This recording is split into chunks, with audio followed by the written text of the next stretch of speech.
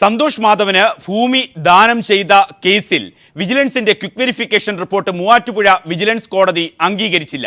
അജണ്ടയിലില്ലാത്ത വിഷയം മന്ത്രിസഭാ യോഗത്തിന്റെ പരിഗണനയ്ക്ക് വന്നതിനെക്കുറിച്ച് അന്വേഷിച്ചിട്ടുണ്ടോ എന്ന് കോടതി ആരാഞ്ഞു. ഈ വിഷയം ന്യൂസ് ആൻഡ് വ്യൂസ് പരിശോധിക്കുമ്പോൾ എ റഹീം, അതോടൊപ്പം KPCC സെക്രട്ടറി ജ്യോതികുമാർ ചാമക്കാല, ജോമോൻ പുത്തൻപുരയ്ക്കൽ, പ്രവീൺ പരമേശ്വറും. ജ്യോതികുമാർ ചാമക്കാല, വിഷയം വളരെ സ്പഷ്ടമാണ്. അടൂർ പ്രകാശിന് ഇക്കാര്യത്തിൽ ഒരു പങ്കുമില്ല, അദ്ദേഹത്തിന് തെറ്റില്ല എന്നുള്ള ക്വിക്ക് വെരിഫിക്കേഷൻ റിപ്പോർട്ടാണ് കോടതി അംഗീകരിക്കാതിരിക്കുന്നത്. കോടതി അംഗീകരിക്കാതിരിക്കുമ്പോൾ എങ്ങനെ ആ കോടതിയുടെ ഏറ്റവും പ്രധാനപ്പെട്ട ചോദ്യം മന്ത്രിസഭാ യോഗത്തിൻ്റെ ഔട്ട് ഓഫ് അജണ്ടയായി എങ്ങനെ വന്നു? വ്യവസായ വകുപ്പിന്റെ ഉത്തരവ് ഏതൊക്കെ തരത്തിൽ? ഈ വിഷയം ന്യൂസ് ആൻഡ് വ്യൂസ് പരിശോധിക്കുമ്പോൾ ഏറ്റവും ശ്രദ്ധേയമായിട്ടുള്ള രണ്ട് കാര്യങ്ങൾ ഒരു ഇടവേളയ്ക്ക് പോകുന്നതിന് മുമ്പ് താങ്കളുടെ അറിവിലേക്കാണ്. എ റഹീമുണ്ട്. റഹീമിനൊന്നും ഇന്ന് വലിയ റോളൊന്നുമില്ല. റഹീം, ഈ ചർച്ചയിൽ ഉണ്ടോ? വലുതായിട്ട് എല്ലാം പറയേണ്ടത് കോടതിയുടെ ഇതിന്റെ ഉത്തരവിന്റെയും നിലപാടിന്റെയും അടിസ്ഥാനത്തിൽ എല്ലാത്തിനും മറുപടി പറയാൻ കൃത്യമായ അവസരം ജ്യോതികുമാർ ചാമക്കാലയ്ക്ക്.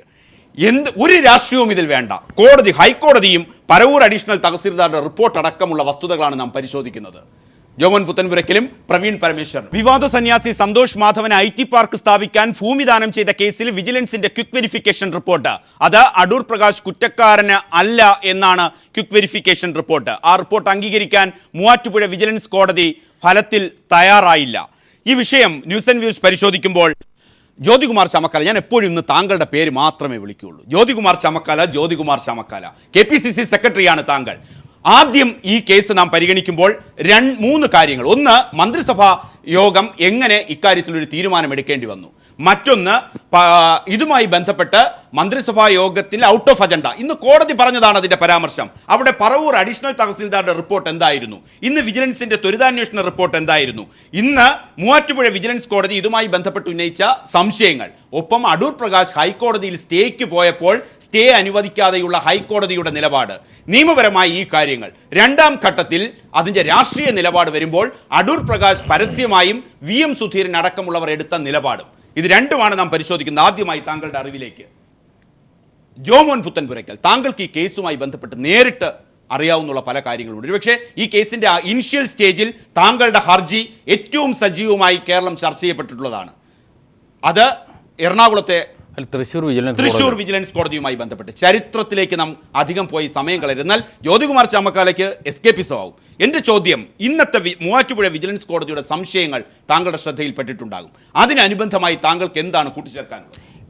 ഇവിടെ വിജിലൻസ് പറയുന്നത് തികച്ചും അടൂർ പ്രകാശിന് ഇതിൽ ബന്ധമില്ല എന്ന് പറയുന്നത് നിയമപരമായി നിലനിൽക്കുന്നില്ല. കാരണം അടൂർ പ്രകാശ് തന്നെ പറഞ്ഞിട്ടുണ്ട്, ഈ ഭൂമി കച്ചവടം സന്തോഷ് മാധവൻ്റെ അല്ല, ഉൾപ്പെടെ പാലക്കാട് കരുണ എസ്റ്റേറ്റിനെ സംബന്ധിച്ച് പുതുക്കി കൊടുത്തതും മെത്രാങ്കായലിനെ സംബന്ധിച്ചും ഒക്കെ സ്വകാര്യ കമ്പനികൾക്ക് കൊടുക്കുന്നതിനെ സംബന്ധിച്ച് എൻ്റെ മാത്രം തീരുമാനമല്ല, മുഖ്യമന്ത്രിയുടെയും കൂടെ അറിവോടും സമ്മതത്തോടും നിർദ്ദേശപ്രകാരമാണെന്ന് അടൂർ പ്രകാശിനെ ഈ സ്ഥാനാർത്ഥിയാക്കാൻ യോഗ്യനല്ലെന്ന് ശ്രീ VM സുധീരൻ ഹൈക്കമാൻഡിൽ പറഞ്ഞപ്പോൾ അന്ന് തന്നെ പറഞ്ഞിരുന്നു. അതിന് മുഖ്യമന്ത്രി ശ്രീ ഉമ്മൻചാണ്ടി ഇതേവരെ മറുപടി പറഞ്ഞിട്ടില്ല. അപ്പം മാത്രമല്ല, റവന്യൂ മന്ത്രി എന്ന നിലയിൽ റവന്യൂ മന്ത്രി അറിയാതെ റവന്യൂ വകുപ്പ് പ്രിൻസിപ്പൽ സെക്രട്ടറി ഉൾപ്പെടെ ഇതൊരു ഗവൺമെൻറ് തീരുമാനമെടുത്ത് മന്ത്രിസഭയിൽ വെക്കുന്നത് ആരും അറിഞ്ഞില്ലെന്ന് എങ്ങനെ പറയാൻ പറ്റുന്നത്? അപ്പോൾ അവരുടെ അറിവോട് കൂടി തന്നെയാണ്. അതോടൊപ്പം തന്നെ വിജിലൻസ് എന്ന് പറയുന്ന ആരാണ്? അടൂർ പ്രകാശിൻ്റെ ഗ്രൂപ്പ് നേതാവ് എൻ്റെ ആത്മസുഹൃത്തായിട്ടുള്ള ശ്രീ രമേശ് ചെന്നിത്തല ആണ് വിജിലൻസ് വകുപ്പ് മന്ത്രി. വിജിലൻസ് അതിനേക്കാൾ അപ്പുറത്ത് മനസ്സിലാക്കേണ്ട, ഒരു ADGP ആയിരുന്ന ആളെ ഡബിൾ പ്രൊമോഷൻ കൊടുത്ത് ഇരിക്കാൻ പറഞ്ഞാൽ കിടക്കുന്ന സ്വഭാവക്കാരനാണ്. ഗവൺമെൻറ്റിനോട് ഭക്തി കാണിക്കുന്നതാണ് വിജിലൻസ് ഡയറക്ടർ ശങ്കർ റെഡ്ഡി. അദ്ദേഹത്തിൻ്റെ നിർദ്ദേശപ്രകാരം അദ്ദേഹത്തിൻ്റെ കീഴിലുള്ള ആളാണ് അടൂർ പ്രകാശിനെ കുറ്റവിമുക്തനാക്കിക്കൊണ്ട് റിപ്പോർട്ട് കൊടുത്താൽ ഇവിടെ എന്താ പറയുന്നത്? ഇത് പിൻവലിച്ചു, റവന്യൂ വകുപ്പ് ഈ തീരുമാനം പിൻവലിച്ചു എന്ന് പറഞ്ഞു. ഒരു മൂട്ടിച്ചൊരു സാധനം കൊണ്ടുവന്ന് തിരിച്ചേൽപ്പിച്ചാൽ ഇല്ലാതാവുമോ? 2G കേസിൽ തന്നെ ഇത്രയും കോടികൾ വന്നിട്ട് തിരിച്ച് പൈസ അടച്ചിട്ടും കേസില്ലാതായോ? അപ്പോൾ ഇവിടെ എന്തിനിങ്ങനൊരു തീരുമാനം എടുത്തു? അപ്പോൾ നാട്ടുകാരറിഞ്ഞ് പിടികൂടി ഇപ്പം തിരിച്ചേൽപ്പിച്ചു, ക്യാൻസൽ ചെയ്തെന്ന് പറയുന്ന പോലെയാണ്. അതായത് താങ്കൾ അദ്ദേഹം രാഷ്ട്രീയവും നിയമവും അദ്ദേഹം പറഞ്ഞു. അല്ല, അതുകൂടെ വേറെ ഒരു പ്രധാന പ്രശ്നം, ഇത് അടൂർ പ്രകാശിനെ രക്ഷിക്കാൻ വേണ്ടി ഇതിനു മുമ്പ് ഞാൻ പറഞ്ഞില്ല, ഇരിക്കാൻ പറഞ്ഞ കടക്കും എന്ന് പറഞ്ഞാൽ വിജിലൻസ് ഡയറക്ടർ കൂട്ടിലടച്ച സത്യമാണ്. വിജിലൻസ് ഡയറക്ടർ ശങ്കർ റെഡ്ഡിയെ നന്നായിട്ടറിയാം, അറിയാവുന്നവർക്കും അറിയാം. അദ്ദേഹം എന്ത് ചെയ്തു, അടൂർ പ്രകാശിനെ രക്ഷിക്കുവാൻ വേണ്ടി മുൻകൂർ ജാമ്യം എടുത്തിട്ട് വ്യവസായ വകുപ്പാണ് ഇതൊക്കെ ചെയ്തത്, കച്ചവടം നടത്തിയെന്ന് പറഞ്ഞു. വ്യവസായ വകുപ്പിൻ്റെ ഉത്തരവാദിത്തത്തിലാണെന്ന് പറഞ്ഞ് നിലവിൽ കോടതിക്ക് മുമ്പിൽ ടെക്നിക്കലായിട്ടിൽ അടൂർ പ്രകാശിനെതിരെയാണുള്ള കേസ് വ്യവസായ മന്ത്രിക്കെതിരെ ഇല്ലല്ലോ, വ്യവസായ വകുപ്പിനെതിരെ ഇല്ലല്ലോ. അപ്പം കേസ് തള്ളാൻ വേണ്ടി ഒരു സെക്കൻഡ് പറയുമ്പോൾ ഇവിടെ നമ്മൾ ഹൃദയത്തിൽ തട്ടി പറയുകയാണ്. ഈ ഗവൺമെൻറ്റിനെ കുറിച്ച് ഒരുപാട് പ്രതീക്ഷയുണ്ടായിരുന്നു, ഒരുപാട് കാര്യങ്ങൾ ചെയ്തു. പക്ഷേ സന്തോഷ് മാധവൻ എന്ന് പറയുന്ന ഇൻ്റർനാഷണൽ തട്ടിപ്പുകാരൻ പ്രായപൂർത്തിയാകാത്ത പെൺകുട്ടിയെ പീഡിപ്പിച്ച് സീഡിയിലാക്കിയിട്ട് കോടതി ശിക്ഷിച്ച ഒരു ഇൻ്റർനാഷണൽ തട്ടിപ്പുകാരൻ്റെ പേരിൽ ഒരു തല്ലിക്കൂട്ട് കമ്പനി ഉണ്ടാക്കിയിട്ട് അനുവദിച്ചു കൊടുക്കുക എന്ന് പറഞ്ഞാൽ കേരളത്തിലെ എന്താണ് ഈ ഗവൺമെന്റ് ജ്യോതികുമാർ ചാമക്കാല ഞെട്ടില്ല. ജനം ഞെട്ടുന്നുണ്ടല്ലോ. ഈ സരിത എന്ന് പറയുന്നതും ബിജു രാധാകൃഷ്ണൻ എന്ന് പറയുന്നതും ഇതുപോലെ കേസിൽ ശിക്ഷിക്കപ്പെട്ടവരാണ്. ഒരു കാര്യം കൂടെ പറഞ്ഞു, 2007 വ്യക്തമാണ്. നമുക്ക് ബാക്കി അതിഥികളിലേക്ക് പോകുമ്പോൾ ഞാൻ ജസ്റ്റ് അത് ആഡ് ചെയ്യുന്ന മാത്രമേ ഉള്ളൂ. ആ കാര്യം താങ്കൾ സന്ദർഭവശാൽ പറയുമ്പോൾ ജ്യോതികുമാർ ചാമക്കാല വളരെ നാണക്കേടാണ്. ജോമോൻ പുത്തൻപുരയ്ക്കൽ പറയുന്നു, അദ്ദേഹത്തിന്റെ ഖദർ നോക്കൂ, താങ്കളുടെ ഖദറുമായി മാത്രമല്ല എനിക്ക് രാഷ്ട്രീയം ഇല്ല, രാഷ്ട്രീയം ഇല്ല എന്ന് പറയുമ്പോൾ, പക്ഷേ ഈ ചർച്ചയിൽ കാണുമ്പോൾ ഖദറിനൊരു പരിശുദ്ധിയുണ്ട്. ആ പരിശുദ്ധി അദ്ദേഹം ഉപയോഗിച്ച വാക്ക് ശ്രദ്ധിച്ചോ, എനിക്ക് വളരെ പ്രതീക്ഷയായിരുന്നു. നിരാശയിലാണ് ജോമോൻ പുത്തൻപുരയ്ക്കൽ. എന്ത് മറുപടി താങ്കൾ നൽകും? ഈ വിഷയത്തിൽ രണ്ട് കാര്യങ്ങളാണ് പറഞ്ഞത്. ഇപ്പോൾ ഏറ്റവും അവസാനം കൊണ്ട് കെട്ടിയത് പിന്നെ സരിതയും ബിജു രാധാകൃഷ്ണനുമാണ്. ഞാനെ കുറിച്ച് ഒരു വാചകം പറഞ്ഞു പോകട്ടെ, ഒരു വാചകം പറഞ്ഞു പോകട്ടെ. ഈ ബിജു രാധാകൃഷ്ണൻ സ്വന്തം ഭാര്യയെ കൊന്നാളാണെന്നും അതിന്റെ പേരിൽ നമ്മൾ ജയിലിൽ പിടിച്ചിടുകയൊക്കെ ചെയ്തത് ഞങ്ങളുടെ സർക്കാരാണ്. ഞാൻ അതിലേക്ക് വരുന്നത് അത് പറഞ്ഞ അത്രയും പറഞ്ഞ അവസാനം തൽക്കാലം, കാരണം മറ്റു കാര്യങ്ങളിലേക്കൊന്നും കിടക്കുന്നില്ല. ബാലകൃഷ്ണൻ അങ്കിളിനെ കുറിച്ചൊന്നും ഞാൻ സംസാരിക്കുന്നില്ല. അപ്പോൾ ഇവിടെ തിരിച്ചു വരുമ്പോൾ ഇവിടെ 2012 ഉണ്ടായ IT പോളിസിയുടെ ഭാഗമായിട്ട് ആദർശ് പ്രൈം പ്രോപ്പർട്ടി എന്ന് പറയുന്ന ഒരു സ്ഥാപനം ഇവിടെ ഒരു ആപ്ലിക്കേഷൻ കൊടുത്തു സർക്കാരിലേക്ക്. അത് സ്വാഭാവികമായിട്ടും നിങ്ങൾ ആദ്യം ചോദിക്കുന്നത് എന്തിന് പിന്നെ റവന്യൂ കാണുന്നതിന് പകരമായി പിന്നെ IT കണ്ടു അല്ലെങ്കിൽ ഇൻഡസ്ട്രീസ് കണ്ടു എന്നുള്ളതാണ്. ഞാൻ അങ്ങനെ ഒന്നും ചോദിക്കുന്നില്ല. ഐടിയോ റവന്യൂയോ ആരുടെയും പറയുന്നില്ല. മന്ത്രിസഭാ യോഗം അങ്ങനെ ഒരു തീരുമാനം എടുക്കാനുണ്ടായ സാഹചര്യത്തെ താങ്കൾ അംഗീകരിക്കുന്നുണ്ടോ? അതിന്റെ നടപടികൾ സുതാര്യമെന്ന് താങ്കൾ വിശ്വസിക്കുന്നുണ്ടോ? അല്ല, മന്ത്രിസഭയിൽ തീരുമാനം എടുക്കുന്ന സുതാര്യമല്ലാതെ 21 മന്ത്രിമാരും 19 മന്ത്രിമാരും ഇരുന്നുകൊണ്ട് തീരുമാനം എടുക്കുമോ? മന്ത്രിമാരെ സംബന്ധിച്ച് മുഖ്യമന്ത്രിയും മന്ത്രിമാരും കൂട്ടായി എടുത്തൊരു തീരുമാനമാണ്. അത് മന്ത്രിസഭയുടെ തീരുമാനമാണ്. മന്ത്രിസഭയുടെ തീരുമാനം എടുക്കുമ്പോൾ മന്ത്രിമാർ സ്വാഭാവികമായും അവിടെ കൊണ്ടുവരുന്നു, തീരുമാനിച്ചു പോകുമല്ലോ. അവിടെ അതിൻ്റെ വേണ്ട ഡിസ്കഷൻ നടക്കും. ഡിസ്കഷൻ്റെ പുറത്ത് ഒരു തീരുമാനം, ഒരു കൺക്ലൂഷനിലെത്തും. അത് ചീഫ് സെക്രട്ടറി റിപ്പോർട്ട് ചെയ്യും, മിനിറ്റ് ചെയ്യും. അതാണല്ലോ നടക്കുന്നത്. ഇത് തീർച്ചയായിട്ടും ഔട്ട് ഓഫ് അജണ്ട കൊണ്ടുവരാനുള്ള പ്രൊവിഷനും ഉണ്ട്. അത് ചീഫ് മിനിസ്റ്റർ അംഗീകരിച്ചാൽ, അനുവദിച്ചാൽ ഏത് വിഷയത്തിലും ഔട്ട് ഓഫ് അജണ്ട കൊണ്ടുവരാനുള്ള പ്രൊവിഷൻ. അതനുസരിച്ച് ഒരുപാട് ഔട്ട് ഓഫ് അജണ്ട കൊണ്ടുവരേണ്ട സാഹചര്യങ്ങൾ ഉണ്ടായിട്ടുണ്ട്, ഇനിയും ഉണ്ടാകും. ഈ വിഷയത്തിൽ ഇന്നിപ്പോൾ കോടതി പറഞ്ഞിരിക്കുന്നത് റവന്യൂ മിനിസ്റ്റർക്കെതിരായി ക്വിക്ക് വെരിഫിക്കേഷൻ റിപ്പോർട്ട് വന്നു. അദ്ദേഹത്തിന്റെ ക്വിക്ക് വെരിഫിക്കേഷൻ റിപ്പോർട്ട് തള്ളുകയോ കൊള്ളുകയോ കോടതി ചെയ്തിട്ടില്ല. അതേസമയം കോടതി ചില സംശയങ്ങൾ, കോടതിക്ക് സ്വാഭാവികമായും തോന്നാവുന്ന ചില സംശയങ്ങൾ ക്ലാരിഫിക്കേഷൻ ആവശ്യമുള്ളതുകൊണ്ട് കോടതി ഉദ്യോഗസ്ഥരോട് ചോദിച്ചിരിക്കുന്നു. അടുത്ത 2-ാം തീയതിക്കകം 3-ാം തീയതിക്കകം നിങ്ങൾ തരണം എന്ന് പറഞ്ഞിരിക്കുന്നു. തീർച്ചയായിട്ടും അത് കൊടുക്കട്ടെ. അത് കൊടുത്തു കഴിഞ്ഞ് അതിനകത്ത് ഫൈനൽ കോടതിയുടെ ഫൈൻഡിങ്സ് എന്താണെന്ന് കാണട്ടെ. അതിങ്ങനെ നിൽക്കുമ്പോൾ ഏറ്റവും പ്രധാനപ്പെട്ട ചോദ്യം എനിക്ക് മറ്റു അതിഥികളിലേക്ക് പോകുമ്പോൾ താങ്കളോട്, അതിന് മറുപടി താങ്കളിലേക്ക് വരാം. അങ്ങനെ എല്ലാ പ്രൊസീജിയേഴ്സും ഔട്ട് ഓഫ് അജണ്ട അടക്കം വരുമ്പോൾ ഇന്ന് കോടതിയും ആ സംശയം ചോദിച്ചിരുന്നു. അങ്ങനൊരു തീരുമാനം, ഞാൻ ബാക്കി ഡേറ്റ്സ് ഒന്നും പറയുന്നില്ല, എന്തിന് ജ്യോതികുമാർ ചാമക്കാല ഒരു സർക്കാർ വിവാദമായപ്പോൾ ഇത്രയും സുതാര്യമായ തീരുമാനം പിൻവലിച്ചു? റഹീം, സംശയമുണ്ടോ നിങ്ങൾക്ക്? ഇത് വളരെ കൃത്യമാണ്. ഈ ഗവൺമെൻറ്റിൽ സ്വാധീനമാർക്കാണ്. ശ്രീ ജോമോൻ പുത്തൻപുരയ്ക്കൽ സാർ സൂചിപ്പിച്ചു സന്തോഷ് മാധവൻ. ആ സന്തോഷ് മാധവൻ ജയിലിൽ കിടന്നാണ് ഇത്രയും സ്വാധീനം. അപ്പം ഞാൻ ആലോചിച്ചു പോകാം, ജയിലിൽ നിന്ന് പുറത്തു വല്ലായിരുന്നു ഈ മനുഷ്യനെങ്കിൽ സെക്രട്ടേറിയറ്റ് തന്നെ എഴുതി വാങ്ങിയിട്ട് പോയേനെ. ജയിലിൽ കിടന്നുകൊണ്ട് ഇത്ര ഏക്കർ വാങ്ങിയിട്ട് പോയെങ്കിൽ പുറത്തായിരുന്നെങ്കിൽ എന്തായിരുന്നു? കൃത്യമായിട്ടറിയാം, വിജയ് മല്യ മുതൽ സന്തോഷ് മാധവൻ വരെ എന്ന് നമുക്ക് ഒരു ഇൻവെർട്ടർ കോമയ്ക്കകത്തിട്ട് കൃത്യമായി പറയാൻ കഴിയും. ഈ ഗവൺമെന്റിൽ ഞാൻ പറയട്ടെ, അങ്ങ് പറഞ്ഞപ്പോൾ ഞാൻ ഇതാണ് എൻ്റെ നിലപാട്. ആ ഇൻവെർട്ടർ കോമയ്ക്കുള്ളിൽ ഈ ഗവൺമെന്റിൽ സ്വാധീനമാർക്കായിരുന്നു. KPCC പ്രസിഡന്റിനും KPCCക്കും ഈ സർക്കാരിലുണ്ടായിരുന്ന സ്വാധീനത്തെക്കാൾ എത്രയോ 10 മടങ്ങായിരുന്നു ഇവർക്കെല്ലാം ഉണ്ടായിരുന്നു. ഇതാണ് യാഥാർത്ഥ്യം, റിയാലിറ്റി. അതാണ് എത്ര നിങ്ങൾ മറച്ചു വെച്ചാൽ. അതുകൊണ്ടാണ് പിൻവലിക്കേണ്ടി വന്നത്. അതൊരു പിൻവലിച്ചു പോകുന്ന സാഹചര്യത്തിൽ പറഞ്ഞാൽ എന്താ, ഇതൊരു തെരഞ്ഞെടുപ്പായതുകൊണ്ട് തെരഞ്ഞെടുപ്പ് സമയത്ത് മോശമായി. മനസ്സിലാക്കേണ്ടത് തെരഞ്ഞെടുപ്പല്ലായിരുന്നു എങ്കിൽ ഇവർ പിൻവലിക്കുക പോലും ഇല്ലായിരുന്നു. സെക്രട്ടേറിയറ്റ് വളഞ്ഞു വെച്ചാലും ഒരു പിൻവലിക്കാൻ പോകുന്നില്ല. അങ്ങനെയാണെങ്കിൽ ഇത്രയും ഏക്കർ സന്തോഷ് മാധവൻ ലഭിക്കുമായിരുന്നു. ഇവിടെ വരുന്ന പ്രശ്നം സാധാരണക്കാരായ ഭൂരഹിതരായ ആയിരക്കണക്കിന് ആൾക്കാർ ഇവിടെ ഭൂമിയിൽ കിട്ടാൻ വേണ്ടി അലയുന്ന ഒരു സംസ്ഥാനത്താണ് പലപ്പോഴും പട്ടയം നൽകി ആ പാവങ്ങളെ പറ്റിച്ചിട്ടുമുണ്ട്. ഇവിടെ ഈ സംരക്ഷണം കണ്ടുകൊണ്ടിരിക്കുന്ന ലക്ഷക്കണക്കിന് പ്രേക്ഷകരോട് ഞാൻ ചോദിക്കുന്ന ഒരു കാര്യം, അവരെല്ലാം ഏതെങ്കിലും ഒരു സെൻറ്റ് ഭൂമിക്കെല്ലാം കരം തീർക്കുന്നതിന് വേണ്ടി ചില തർക്കങ്ങളിൽ കുടുങ്ങി കോടതി വരാന്ത കയറുന്ന എത്രയോ പാവങ്ങൾ ഇത് കേട്ടിരിപ്പുണ്ട്.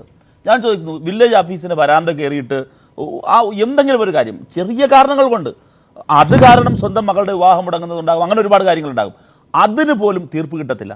അപ്പോഴാണ് കള്ളപ്പണക്കാർ, കൊള്ളക്കാർ, ജയിലിൽ കിടക്കുന്നവർ ഒക്കെ ഭൂമിയുടെ പേര് പറഞ്ഞ് കൊരയാണ്. 2, ശ്രീ ജ്യോതികുമാർ ചാമക്കാല നിസ്സാരവൽക്കരിക്കാൻ ശ്രമിച്ചു. ഔട്ട് ഓഫ് അജണ്ട വഴിയെല്ലാം വന്നതിന് കടുംവെട്ട് മന്ത്രിസഭ എന്ന പദപ്രയോഗം കേരളത്തിലെ ഏതെങ്കിലും ഒരു മന്ത്രിസഭാ യോഗത്തെക്കുറിച്ച് ഉണ്ടായിട്ടുണ്ടെങ്കിൽ അത് ഉമ്മൻചാണ്ടിക്ക് മാത്രമാണ്. എന്തായിരുന്നു കടുംവെട്ട്? വെട്ടിത്തള്ളായിരുന്നില്ലേ നിറയെ. ഞാൻ ഔട്ട് ഓഫ് അജണ്ട എന്നുള്ളത് പറഞ്ഞുകൊണ്ട് നിലപെട്ടു. ഒരു വിഷയത്തിനെ ഔട്ട് ഓഫ് അജണ്ടയായി ക്യാബിനറ്റിലേക്ക് എടുത്ത് അത് ക്യാബിനറ്റ് ചർച്ച ചെയ്ത് ഒരു തീരുമാനത്തിലേക്ക് വരണമെങ്കിൽ ആ വിഷയത്തിന് അത്രമാത്രം പ്രസക്തി ഉണ്ടായിരിക്കണം, അല്ലേ? അതായത് ഒരു ബിസിനസ് പരമായ വിഷയമാണെങ്കിൽ കേരളത്തിന്റെ വാണിജ്യ വ്യവസായ മേഖലയിലേക്ക് അത്രയും കോൺട്രിബ്യൂട്ട് ചെയ്യാൻ കഴിയുന്ന ഒരു ബിസിനസ് ആയിരിക്കണം. ഈ പ്രൊജക്ടിനെ കുറിച്ചുള്ള 1-2 കാര്യങ്ങൾ ഒന്ന് നോക്കൂ. ഈ പ്രൊജക്ടിന്റെ പേരെന്താണെന്നറിയാമോ? ഈ കമ്പനിയുടെ RMZ ഇക്കോ വേൾഡ്. 1. 2, അതിനുവേണ്ടി അവരൊരു സ്പെഷ്യൽ പർപ്പസ് വെഹിക്കിൾ രൂപീകരിച്ചു. അതിന്റെ പേരെന്താണെന്നറിയാവോ? കൃഷി പ്രോപ്പർട്ടി ഡെവലപ്മെന്റ് പ്രൈവറ്റ് ലിമിറ്റഡ് എന്ന് പറഞ്ഞാൽ ഇക്കോളജിക്കലി നിൽക്കുന്ന, കാർഷികപരമായി നിൽക്കുന്ന എന്നൊക്കെ പറഞ്ഞ പേരുകളിൽ കൊണ്ടുവന്നുകൊണ്ട് ആളെ പറ്റിക്കാനുള്ള ഒരു പരിപാടി എന്നല്ലേ നമ്മൾ അതിനെ മനസ്സിലാക്കേണ്ടത്. ഇനി 2, ഒരു നിമിഷം, ബിസിനസ് മോഡൽ എന്തായിരുന്നു എന്നറിയാവോ? ആദ്യം വെച്ച ബിസിനസ് മോഡൽ ആദർശായിരുന്നുവെങ്കിൽ അത് റിജക്ട് ചെയ്യപ്പെട്ടപ്പോൾ രണ്ടാമത് കൊണ്ടുവന്ന് എന്താണെന്നറിയാവോ? ഇക്കോ ഫുഡ്, ഒരു ഫാം, ഇക്കോ ഫുഡ് ഫാം, അതും തള്ളി. അപ്പോഴാണ് അടുത്ത് എന്ത് കൊണ്ടുവന്നത്? IT കൊണ്ടുവന്നത്. അപ്പൊ ചുരുക്കി പറഞ്ഞാല് ഇന്ന ബിസിനസ് തന്നെ ചെയ്യണമെന്ന് സാധാരണ ഒരാൾക്ക് ബിസിനസ് തുടങ്ങാൻ തോന്നുന്നത് എപ്പോഴാണ്? ഒരു പാഷൻ മനസ്സിലുള്ളപ്പോൾ, അല്ലെങ്കിൽ ആ ബിസിനസിന്റെ ഒരു ഹോപ്പ് കാണുമ്പോൾ, അപ്പോഴൊക്കെ അല്ലേ? അപ്പൊ ഇന്ന ബിസിനസ് വേണമെന്നൊന്നുമില്ല.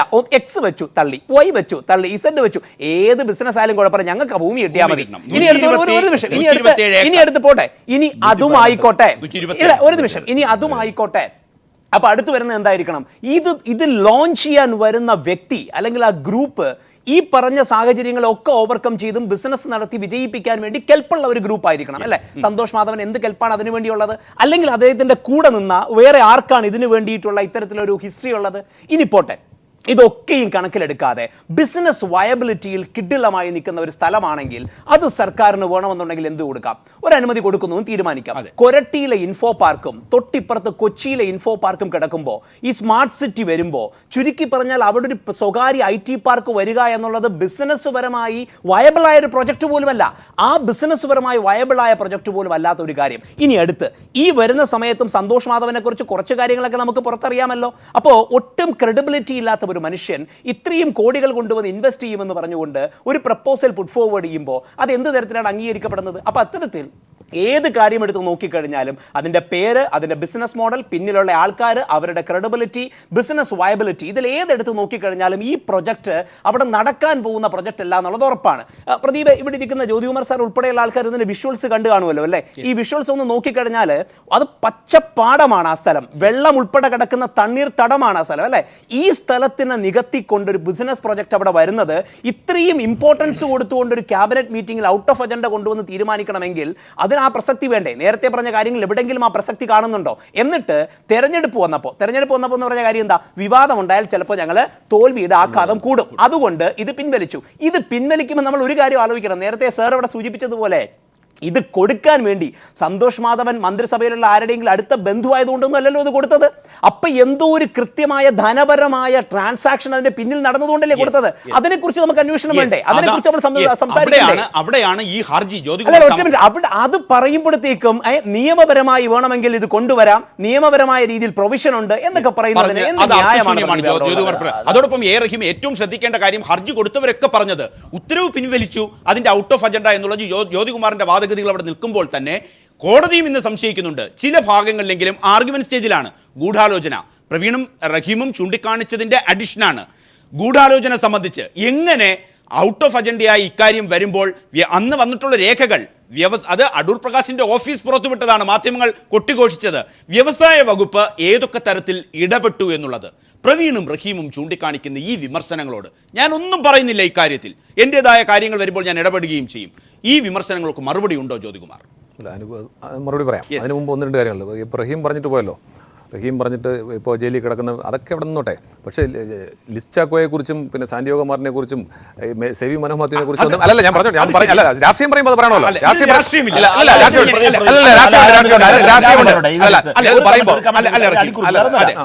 അതങ്ങനെ പറയൂ. നേരത്തെ നിങ്ങളുടെ വിഷയം കണ്ടില്ലേ, ഉമ്മൻചാണ്ടിയുടെ ഇവരുടെ സ്റ്റൈലാണ് ഇപ്പോൾ വീട് വെള്ളം ചോദിച്ചാൽ വീടിനെ കുറിച്ച്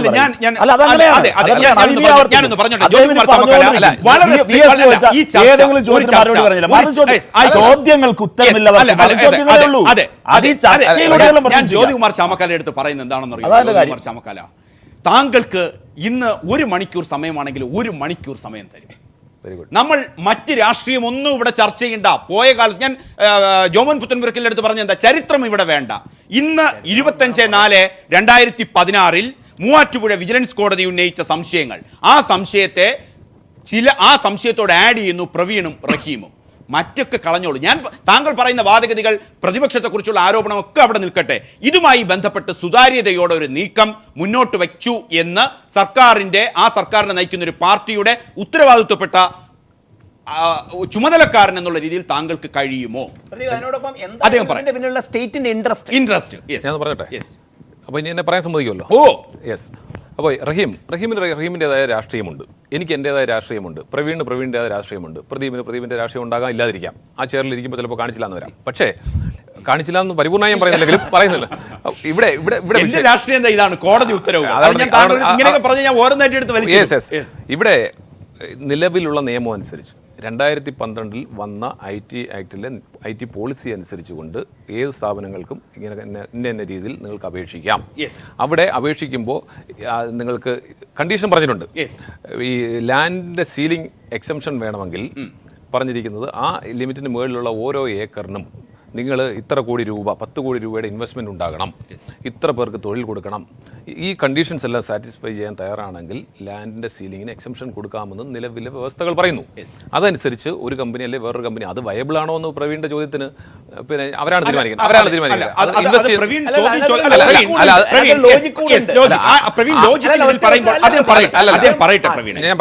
അപ്പൊ ആ ഭാഗം തീരുമാനിക്കേണ്ടത് ഇൻവെസ്റ്റ് ചെയ്യുന്നവരാണ്.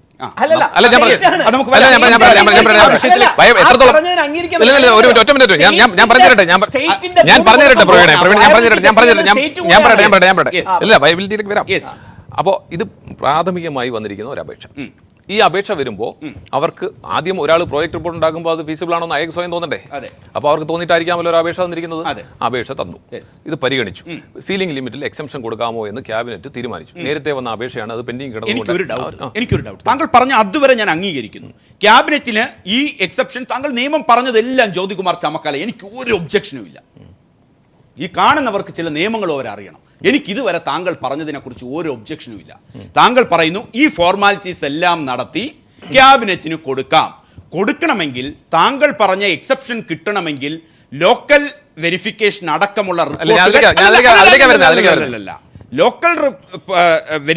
അടക്കമുള്ള റിപ്പോർട്ടുകൾ അതിൻ്റെ ഫസ്റ്റ് ഡെപ്യൂട്ടീവ് ഡ്യൂട്ടി ആരാണെന്ന് പറഞ്ഞാൽ തഹസീൽദാരുടെ റിപ്പോർട്ട്. ആ റിപ്പോർട്ടുകൾ അടക്കം എൻ്റെ ചോദ്യമാണ്, ആ റിപ്പോർട്ടുകൾ അടക്കം ഈ പ്രോജക്റ്റിന് പോസിറ്റീവ് ആണെങ്കിൽ മാത്രമല്ലേ ഒരു മന്ത്രിസഭയ്ക്ക് അംഗീകരിക്കാൻ കഴിയൂ? അതിനോട് ഉത്തരം പറഞ്ഞിട്ടാടി അങ്ങനെ കാണുക ഇല്ല, ഞാൻ ഇടപെടുന്നില്ല. ഇതാണ് എൻ്റെ ചോദ്യം. ഈ തഹസീൽദാരുടെ റിപ്പോർട്ടാണ് ഫസ്റ്റ് ഹാൻഡ് നോളജ് എങ്കിൽ ആ റിപ്പോർട്ടിന്റെ അടിസ്ഥാനപ്പെടുത്തിയല്ലേ മന്ത്രിസഭയ്ക്ക് തീരുമാനമെടുക്കാൻ കഴിയുകയുള്ളൂ? അല്ലല്ല, അത് ആണ് എപ്പോഴും ഉണ്ടല്ലോ ഈ ചർച്ചകൾ എന്ന് പറഞ്ഞാൽ നമ്മളുടെ ക്വിക്ക് ആയിരിക്കണം, ഫാസ്റ്റ് ആയിരിക്കണം. അതിന് എന്റെ ചോദ്യം ആണോ എന്ന് ചോദിച്ചാൽ ആണോ അല്ലയോ എന്ന് പറഞ്ഞ സബ്സ്റ്റാൻഷിയേറ്റ് അങ്ങനെ പറഞ്ഞ് തീർക്കാനല്ല നിങ്ങൾ ഉദ്ദേശിക്കുന്ന മറുപടി അല്ല. ഇതിനകത്ത് ഇത്തരത്തിലുള്ള അപേക്ഷ വന്നു. ഈ അപേക്ഷ വന്നത് ഏത് വഴിയാണ്? IT ഡിപ്പാർട്ട്മെന്റ് വഴിയാണ് വന്നത്. IT ഡിപ്പാർട്ട്മെന്റ് വഴി വരുമ്പോൾ IT പോളിസി അനുസരിച്ച്, അവരുടെ അന്നത്തെ പോളിസി അനുസരിച്ച് ആപ്ലിക്കബിൾ ആണോ, ആ പോളിസി അനുസരിച്ച് കൊണ്ട് എക്സംഷൻ കൊടുക്കാൻ കഴിയുമോ എന്നതിനെ സംബന്ധിച്ച് വന്നു. ഇനി അവശേഷിക്കുന്നത് സർട്ടിഫിക്കേഷൻ കമ്മിറ്റി എന്നൊരു കമ്മിറ്റിയുണ്ട്. ആ കമ്മിറ്റിയിൽ ഈ നിങ്ങൾ പറയുന്ന റവന്യൂവിന്റെ സെക്രട്ടറിയും ITയുടെ principal secretary, additional chief secretary ഉൾപ്പെടെയുള്ളവർ ഉൾപ്പെടുന്ന സർട്ടിഫിക്കേഷൻ കമ്മിറ്റിയുണ്ട്. ഇതിപ്പോൾ നമ്മൾ ഇൻ പ്രിൻസിപ്പിൾ ഇങ്ങനെ സമ്മതിച്ചാൽ പോലും, ഇൻ പ്രിൻസിപ്പിൾ എന്ന് പറഞ്ഞാൽ സാങ്കേതികമായി സമ്മതിച്ചാൽ പോലും, സർട്ടിഫിക്കേഷൻ കമ്മിറ്റിയിൽ വരുമ്പോൾ ഈ പറയുന്ന എല്ലാ സാങ്കേതിക വശങ്ങളും സംബന്ധിച്ചാൽ മാത്രമേ ഇത് മുന്നോട്ട് പോകാൻ കഴിയൂ. ഞാൻ അതിന്റെ സാങ്കേതികത്വം പറഞ്ഞു. ഇനി മറ്റൊന്ന്, ഇതിന്റെ പൊളിറ്റിക്സ് അല്ല, പ്യുവർ പൊളിറ്റിക്സ് അല്ല ഞാൻ പറഞ്ഞത്. ഇതിന്റെ പിന്നിലുള്ള മറ്റു കാര്യങ്ങൾ ഈ വിഷയത്തെ സംബന്ധിച്ച് ഞങ്ങളുടെ പാർട്ടിയിൽ തന്നെ ഈ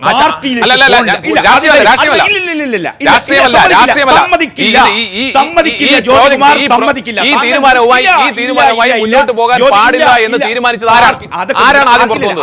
ഞങ്ങളുടെ പാർട്ടി.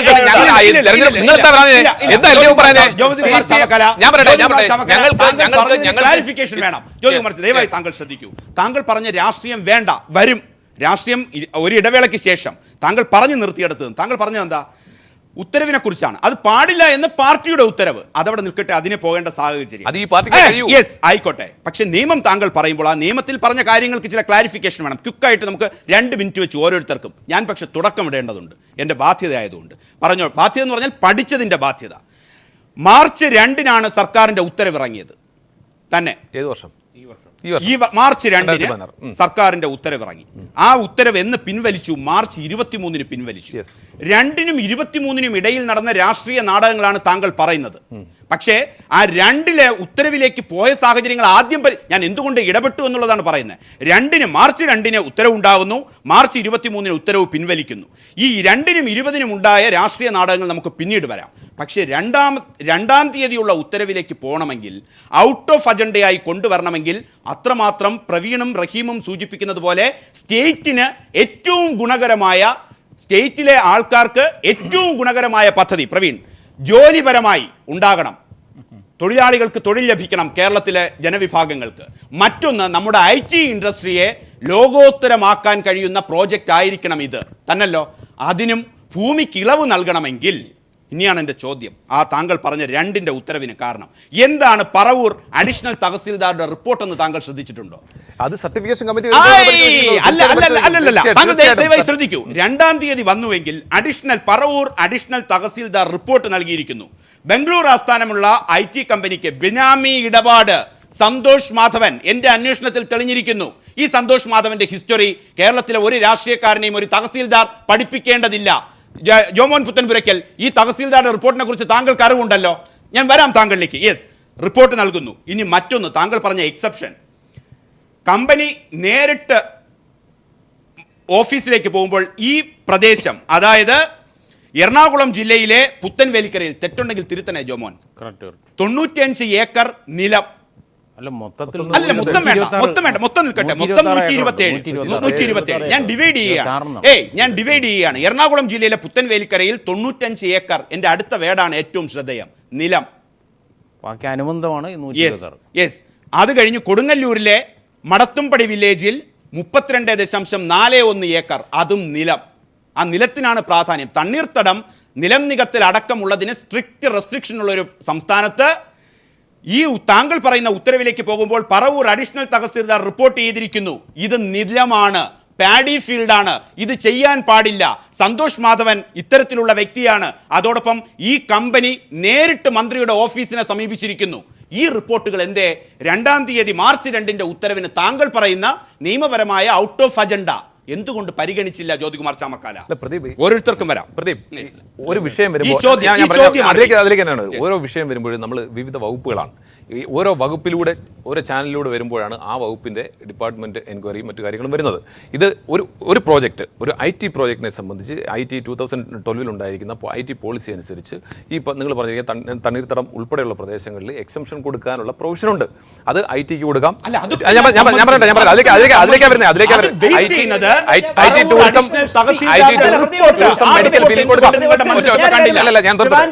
US ടെക്നോളജി ക്യാമ്പസ് സ്ഥാപിച്ചിട്ടുണ്ട്.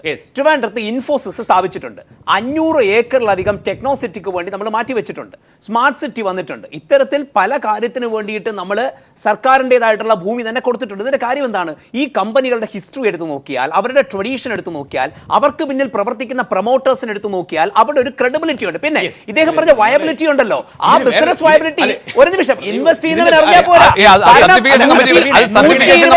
പ്രാഥമികമായി കാര്യങ്ങൾ തീരുമാനിക്കേണ്ടത് കൃത്യമായി ഒരു പ്രോജക്റ്റ് റിപ്പോർട്ട് തയ്യാറാക്കുമ്പോൾ അത് അവരാണ് ഞാൻ ഒന്ന് കൺട്രോൾ ചെയ്ത് ഒന്ന് ഞാൻ പറയുന്നത് Add ശ്രദ്ധിക്കും ആഡ് ചെയ്യുന്നതിനപ്പുറത്തേക്ക് ഇതിലൊരു രസം എന്തെന്നറിയോ, ഈ ഒരു ചോദ്യം നമ്മൾ പറവൂർ അഡീഷണൽ തഹസിൽദാർ റിപ്പോർട്ടിനെ കുറിച്ച് വളരെ ക്വസ്റ്റ്യൻ ആണ് കോടതി അടക്കം ചോദിക്കുന്നത്. യെസ്, അത് ഒരു മിനിറ്റ്.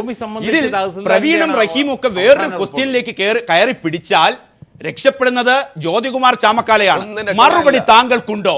നിങ്ങൾക്ക് ആ ചോദ്യം ഈ ഞാൻ ഉന്നയിച്ച ഈ ചോദ്യം പെട്ടെന്ന് പറഞ്ഞോളൂ. അതിന് മറുപടി ഒറ്റ കാര്യമാണ് ഈ പറഞ്ഞ പോലെ ഹിസ്റ്ററി. ഇതേ സന്തോഷ് മാധവൻ തന്നെ ഈ ഭൂമി പതിച്ചെടുക്കാൻ വേണ്ടി മുമ്പ് പലതവണ LDF ഗവൺമെന്റ് കാലത്ത് ശ്രമിച്ചിട്ടുണ്ട്. ഞാൻ അപ്പൊ ഈ ഡിപ്പാർട്ട്മെന്റ് സ്ഥലത്തെല്ലാം തന്നെ എല്ലാ ഡിപ്പാർട്ട്മെന്റ് ഹിസ്റ്ററി ബ്ലാക്ക് ആണ്.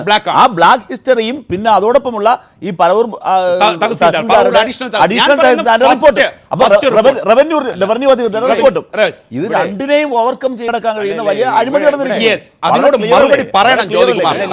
ഇവിടെ പ്രതിഭ ഒരു കാര്യം ശ്രദ്ധിച്ചില്ല. ജ്യോതികുമാർ ഇവിടെ ജ്യോതികുമാറിനെ കൊണ്ട് ഇതെല്ലാം പറഞ്ഞ് സമ്മതിപ്പിക്കാൻ നിങ്ങൾ ശ്രമിക്കല്ലേ. അദ്ദേഹത്തിന് പറഞ്ഞ് സമ്മതിപ്പിക്കാൻ അദ്ദേഹത്തിന് പറ്റത്തില്ല.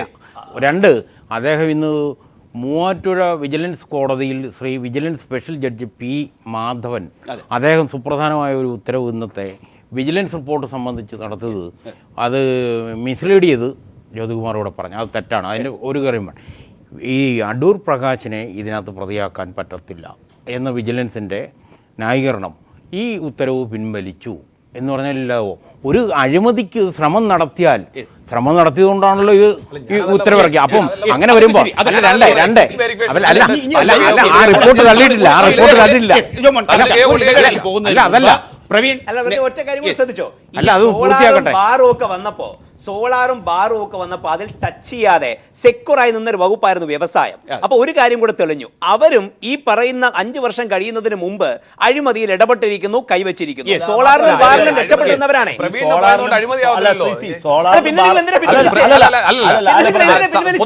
പൊതുസമൂഹത്തിന് സംശയമുണ്ടെങ്കിൽ അത് സുതാര്യമായി ഒന്നുകൂടി പഠിച്ചിരുന്ന ഞങ്ങൾക്കൊരു തീരുമാനമെടുക്കാൻ ഞങ്ങളുടെ പാർട്ടിക്ക് തീരുമാനമെടുക്കാൻ കഴിയും. ഇപ്പൊ ഇദ്ദേഹം പറഞ്ഞ ഒരു ക്ലാരിഫിക്കേഷൻ തരണം. താങ്കൾ പറയുന്നത് ഇത്രയാണ്, ഇത് പൊതുജനങ്ങൾക്ക് സംശയമുള്ളതുകൊണ്ട് ഞങ്ങൾ. അപ്പോൾ നിങ്ങളുടെ നിലപാട് ഇപ്പോഴും നിങ്ങൾക്ക് സംശയമില്ലാതെ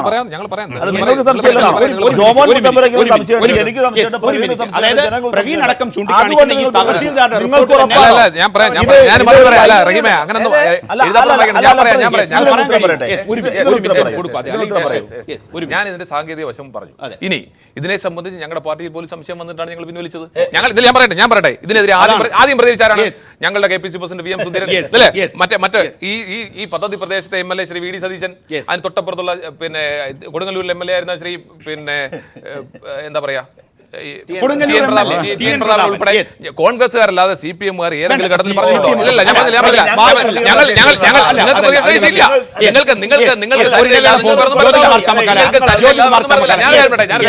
ഇതിനെ സംബന്ധിച്ച് ഞങ്ങളുടെ പാർട്ടി ജനാധിപത്യ പാർട്ടിയാണ്. ഞങ്ങളുടെ പാർട്ടിയിൽ പരസ്യമായ ചർച്ചകൾ നടക്കും. ഞങ്ങളുടെ പാർട്ടിയിൽ തെറ്റ് കണ്ടാൽ തിരുത്താൻ തിരുത്തും. തെറ്റാണെങ്കിൽ തിരുത്തും. അല്ല തെറ്റാണോ ശരിയാണോ എന്ന് കോടതി പറയട്ടെ.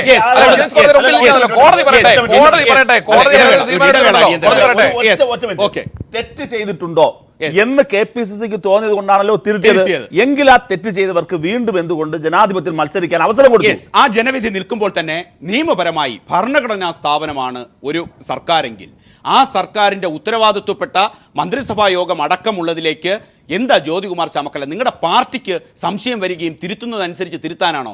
കേരളത്തിൽ കുറ്റം ചെയ്ത് ശിക്ഷിക്കപ്പെട്ട് ജയിലിൽ തടവിൽ കഴിയുന്ന ഒരാളുടെ ബിനാമി, ആ ചോദ്യമാണ് താങ്കൾ ഏറ്റവും അഡ്രസ് ചെയ്യേണ്ടത്. നിങ്ങളുടെ പാർട്ടി തിരുത്തിയതൊക്കെ ശരിയാണ്. കേരളത്തിൽ ജോമോൻ പറഞ്ഞതുപോലെ പ്രായപൂർത്തിയാകാത്ത പെൺകുട്ടികളെ അടക്കം ചൂഷണം ചെയ്ത് കോടതി കുറ്റക്കാരനെന്ന് കണ്ടെത്തി തടവ് ശിക്ഷ, ജീവപര്യന്തം തടവ് ശിക്ഷയ്ക്ക് അനുഭവിക്കുന്ന ഒരു വ്യക്തി അയാളുടെ ബിനാമിയായി ഒരു പ്രോജക്ട് അയാളുടെ ബിനാമിയായി ഒരു പ്രോജക്റ്റ് വരികയും അവിടെ എല്ലാ നിയമങ്ങളും ലംഘിക്കുന്നു. തണ്ണീർത്തട ഈ തഹസിൽദാർ റിപ്പോർട്ടിലുള്ള ഇതടക്കം, അതായത് എല്ലാ നിയമങ്ങളും, തണ്ണീർത്തട നിയമം സംരക്ഷിക്കൽ, വയൽ നികത്തൽ നിയമം, ഇതൊക്കെ സംരക്ഷിക്കാൻ നമ്മുടെ ഭരണഘടന ഉണ്ടാക്കിയിട്ടുള്ള നിയമങ്ങളൊക്കെ ലംഘിക്കപ്പെടുന്നു. പറഞ്ഞോട്ടെ, താഴെക്കിടയിലുള്ള ഒരു റിപ്പോർട്ട് പോലും വരാതെ ഔട്ട് ഓഫ് അജണ്ടയായി നിങ്ങളുടെ മന്ത്രിസഭ കാര്യങ്ങൾ തീരുമാനിക്കുന്നു, വിവാദമാകുന്നു. പറവൂർ തഹസീൽദാരുടെ റിപ്പോർട്ട്. ആരാണ് സന്തോഷ് മാധവൻ? അയാൾ എങ്ങനെ മന്ത്രിയുടെ ഓഫീസിൽ നേരിട്ടെത്തി അനുകൂല ഉത്തരവ് സമ്പാദിച്ചു? ഈ IT കമ്പനി ഏതു തരത്തിലാണ് സംശയിക്കപ്പെടേണ്ടത് അടക്കമുള്ള റിപ്പോർട്ട്. ഈ പറയുന്ന 82 95 32 ഏക്കർ സ്ഥലം ഈ വ്യവസായത്തിന് യോജിച്ചതല്ല എന്ന റിപ്പോർട്ട്. ഇതൊക്കെ അങ്ങ് തള്ളിക്കളഞ്ഞിട്ട് ഔട്ട് ഓഫ് അജണ്ടയായി തീരുമാനം വരുന്നു. കോടതി സംശയത്തിന്റെ മുകളിൽ നിൽക്കുന്നു. അപ്പോഴും ജ്യോതികുമാർ ചാമക്കാലയെ പോലെയുള്ളവർ പറയുന്നു ഞങ്ങളുടെ പാർട്ടി തിരുത്തി. അങ്ങനെ തിരുത്താനുള്ളതാണോ നിയമ സംവിധാനങ്ങൾ? ആ ചോദ്യത്തോടൊപ്പം അങ്ങനെ തിരുത്തിയെങ്കിൽ അതിന്റെ പിന്നിലെ രാഷ്ട്രീയമെന്ത്? IT പാർക്ക് IT വ്യവസായം തുടങ്ങാൻ വിവാദ സന്യാസി സന്തോഷ് മാധവന് ഭൂമി ദാനം ചെയ്ത കേസ് എല്ലാ നിയമങ്ങളും അട്ടിമറിച്ച് ആ കാര്യം തിരുത്തി സർക്കാർ എന്നുള്ളതാണ് ന്യായം. കോടതി പറയുന്നു അവിടെ ഉയർന്ന ഏറ്റവും പ്രധാനപ്പെട്ട ചോദ്യം, ഒരാളെ അടിച്ചാൽ, ഒരു ക്രിമിനൽ ഒഫൻസ് ആണെങ്കിൽ ഒരാളെ അടിച്ചതുകൊണ്ട് ക്രിമിനൽ കേസിൽ കോംപ്രമൈസ് അതിൻ്റെ വേരിയേഷൻ അനുസരിച്ചാണ്. പക്ഷെ കോംപ്രമൈസ് ചെയ്യാൻ പറ്റും, പക്ഷെ കേസ് എടുത്തിരിക്കും. അടിച്ചു എന്നുള്ളത് കൊണ്ട് എനിക്ക് പരാതിയില്ല എന്നുള്ളതല്ല. ആ പരാതി ക്രിമിനൽ കേസിനെ സംബന്ധിച്ച് എപ്പോഴും സ്റ്റേറ്റിനെതിരെയാണ് അഡ്വക്കേറ്റ് എ റഹീം. അത് നിലനിൽക്കുമ്പോൾ നാം ഇനി ഏറ്റവും ശ്രദ്ധിക്കേണ്ടത്, ഇതിൽ ജ്യോതികുമാർ ചാമക്കാല പറഞ്ഞു KPCC തിരുത്തി എന്നുള്ളതാണ്. ആ തിരുത്തലിലേക്ക് പോയ ഘട്ടവും അവിടെ നിന്നിങ്ങോട്ട് നടന്നിട്ടുള്ള നാടകങ്ങളും ക്വിക്കായിട്ട് നമുക്ക് ഇവിടെ നിന്ന് തുടങ്ങാം. അപ്പം എനിക്കിവിടെ പറയാനുള്ളത് ചർച്ചയിൽ ഇവിടെ എനിക്ക് പറയാനുള്ളത്, ഇന്നത്തെ വിജിലൻസ് കോടതി സംബന്ധിച്ച് വിജിലൻസ് റിപ്പോർട്ട് തള്ളിയിട്ടില്ല എന്ന് പറയുന്നത് ശരിയല്ല. തള്ളി.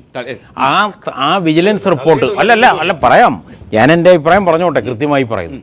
ആ വിജിലൻസിൻ്റെ റിപ്പോർട്ട് അപൂർണമാണെന്നും അത് ശരിയായ സമഗ്രമായ ഒരു അന്വേഷണമല്ല എന്നും അതുകൊണ്ട് ശരിയായ രീതിയിൽ അന്വേഷിക്കണമെന്നുള്ളതാണ്. വിജിലൻസ് എന്താണ് കോടതി പറഞ്ഞിരിക്കുന്നത്? ഈ സ്ഥലം 126 ഏക്കർ സ്ഥലം സന്തോഷ് മാധവൻ്റെ പേരിലുള്ള വ്യാജ സന്യാസിയുമല്ല, വിവാദ സന്യാസിയല്ല. അപ്പം ആ കൊടുത്തത് സംബന്ധിച്ച് പിൻവലിച്ചതുകൊണ്ട് കുഴപ്പമില്ല. അപ്പോൾ ഒരു അഴിമതിക്ക് ഉത്തരവിറക്കി ഇവർക്ക് കൊടുക്കാൻ തീരുമാനിച്ച തീരുമാനം പിൻവലിച്ചാൽ കേസില്ലാതാകുന്നില്ല. ഒരു അഴിമതിക്ക് ശ്രമം നടത്തുന്നത് കോഴ ചോദിക്കുകയോ വാങ്ങിക്കുകയോ ചെയ്താൽ, വാങ്ങിച്ചിട്ടില്ല എന്ന് പറഞ്ഞാൽ കോഴ ചോദിച്ചാൽ മതി എന്ന് പറഞ്ഞല്ലോ. അങ്ങനെ വരുമ്പോൾ അങ്ങനെയുള്ള അതുകൊണ്ട് ഇവരൊരു കാര്യമുണ്ട്. നിലവിൽ വിജിലൻസ് കോടതിയിൽ, മൂവാറ്റുപുഴ വിജിലൻസ് കോടതിയിൽ അടൂർ പ്രകാശ് ഉൾപ്പെടെയുള്ള റവന്യൂ വകുപ്പ് ഉദ്യോഗസ്ഥരുൾപ്പെടെ ആണ് പ്രതിക്കൂട്ട് നിൽക്കുന്ന ഹർജിയിൽ. അവർക്കെതിരെയാണ് അന്വേഷണം. വ്യവസായ വകുപ്പില്ല. അപ്പോൾ അവരെന്ത് ചെയ്തു? ഞങ്ങളൊന്നും അറിഞ്ഞില്ല ദേവനാരായണെന്ന് പറഞ്ഞുകൊണ്ട് വ്യവസായ വകുപ്പാണ് എന്ന് പറഞ്ഞു. എന്നാൽ അതും കൂടെ അന്വേഷിക്കും കോടതി പറഞ്ഞു. അതും കൂടെ അന്വേഷിച്ച് റിപ്പോർട്ട് തിരിച്ചു കൊടുത്തു. അതാണ് സംഭവിച്ചത്. പിന്നെ ഇവിടെ നിങ്ങളെല്ലാം ചർച്ച ചെയ്തപ്പോൾ ഒരു പ്രധാന വിഷയമുണ്ട്. ഇവിടെ ജ്യോതികുമാർ ചാമക്കാലയും അദ്ദേഹം അത് മനസ്സിലാക്കിയെന്ന് എനിക്കറിയത്തില്ല. വ്യവസായ വകുപ്പിൻ്റെ നടപടിക്രമവും ഒരാൾക്ക് വസ്തു കൊടുക്കുന്നത് സംബന്ധിച്ച്, ഭൂമി കൊടുക്കുന്നത് സംബന്ധിച്ച് ഒക്കെ വളരെ നടപടിക്രമത്തെക്കുറിച്ച് നിങ്ങളെല്ലാം ചർച്ച ചെയ്യും. ഇവിടെ അതല്ല പ്രശ്നം. ഇവിടെ 2007 ഈ സന്തോഷ് മാധവൻ്റെ കയ്യിലിരുന്ന ഇത് തൃശ്ശൂർ വിജിലൻസ് കോടതി ഞാൻ കൊടുത്ത ഹർജിന്മേൽ അന്വേഷിച്ച് വിജിലൻസ് റിപ്പോർട്ട് കൊടുത്ത് സന്തോഷ് മാധവൻ്റെ കയ്യിൽ നിന്ന് ഇത് കണ്ടുകെട്ടി, ഈ സ്വത്തുക്കൾ കണ്ടുകെട്ടി വീടില്ലാത്ത പാവപ്പെട്ടവർക്ക് വീട് വെച്ച് കൊടുക്കുവാൻ വേണ്ടി സർക്കാർ 2009 തീരുമാനമെടുത്തിരുന്നു, സംസ്ഥാന സർക്കാർ. അപ്പോൾ അത്രയും പേർക്ക് 126 ഏക്കർ ഭൂമിയില്ലാത്തവർക്ക് വീട് വെച്ച് കൊടുക്കുവാൻ തീരുമാനിച്ച ആ തീരുമാനമാണ് അട്ടിമറിച്ചുകൊണ്ട് ഈ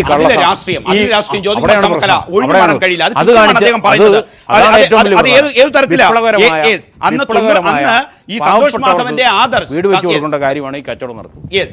അത് നിൽക്കുമ്പോൾ 2006 സന്തോഷ് മാധവൻ ഭൂമി വാങ്ങിക്കൂട്ടിയത് കൃത്യമാണ് താങ്കൾ പറഞ്ഞത്. 95.44 ഏക്കർ ഭൂമി തന്നല്ലോ അന്ന് വാങ്ങിയത് 2006. അതോടൊപ്പം തന്നെ 32 മത്തുംപടി വില്ലേജിൽ 32.41 ഏക്കർ. ഇതാണ് ജോമോൻ പുത്തൻപുരക്കൽ പറയുന്ന 2006 ഈ വാങ്ങിക്കൂട്ടുകയും 2009 മിച്ചഭൂമി എന്ന് പറഞ്ഞ അന്നത്തെ സർക്കാർ, അന്ന് LDF സർക്കാരാണ് അധികാരത്തിലിരുന്നത്, ആ സർക്കാർ മിച്ചഭൂമി എന്ന് പറഞ്ഞ് സർക്കാരിലേക്ക് കണ്ടുകെട്ടിയ ഭൂമി, അതേ ഭൂമി കൊടുക്കാൻ വേണ്ടിയാണ് അതേ ഭൂമിയാണ് എല്ലാ നിയമങ്ങളും ലംഘിച്ച് കൊടുക്കുമ്പോൾ ജ്യോതികുമാർ ചാമക്കാല അതിൻ്റെ രാഷ്ട്രീയം വരുമ്പോൾ എന്താണ് ഈ കാര്യം പരിശോധിക്കുമ്പോൾ ആദ്യം പരിശോധിക്കണം. അടൂർ പ്രകാശിന്റെ നിലപാട് എന്താണെന്നറിയോ? എനിക്കിതിൽ ഒരു പങ്കുമില്ല.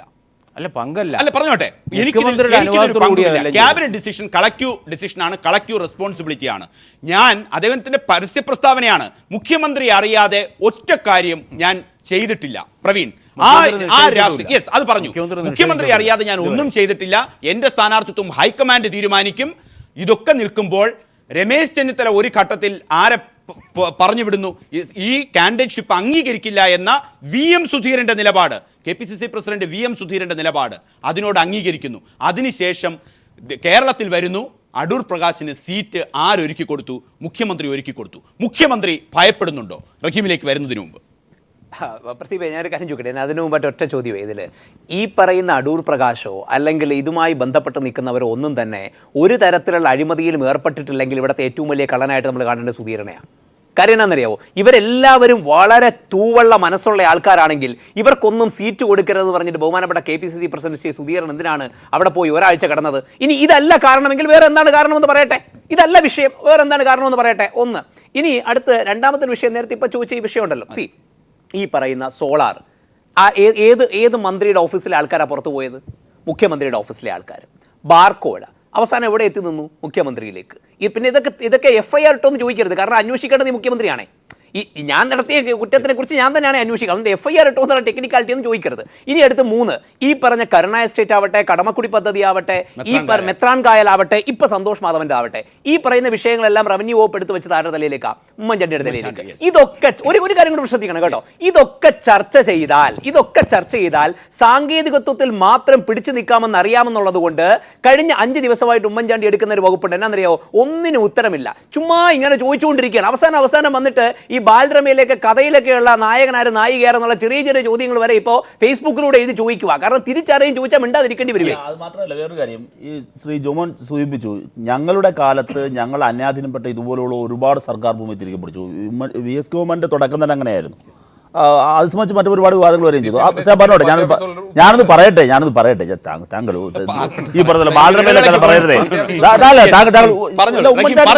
ഞാൻ ആദ്യം പറഞ്ഞില്ലേ, അത് അങ്ങനെയാണെന്ന്. അത് ചെറിയ ഇനി ചോദിക്കും, കളിക്കുടുക്കലെ ലുട്ടാപ്പിയുടെ വാൽ ആരും കൊണ്ടുപോയി എന്നൊക്കെ ചോദിക്കും. കാര്യം അതിൽ അല്ലാതെ നടക്കില്ല. ഞാൻ പറയട്ടെ ഞങ്ങൾ അന്യാധീനപ്പെട്ട കേരളത്തിന്റെ ഭൂമി തിരികെ പിടിച്ചു.